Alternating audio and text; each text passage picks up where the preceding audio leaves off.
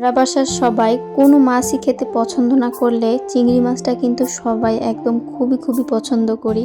পছন্দের তালিকায় প্রথমে আছে আমার চিংড়ি মাছ।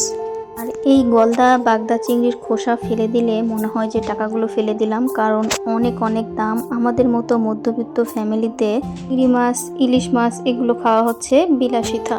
তাই এই চিংড়ি মাছের আর কোনো কিছুই আমি ফেলে দিই না, যেটুকু ফেলে দেওয়া সেটুকুই দিয়ে তারপর বাদবাকি যা থাকে সবকিছু তেলে ভেজে নিয়েছি।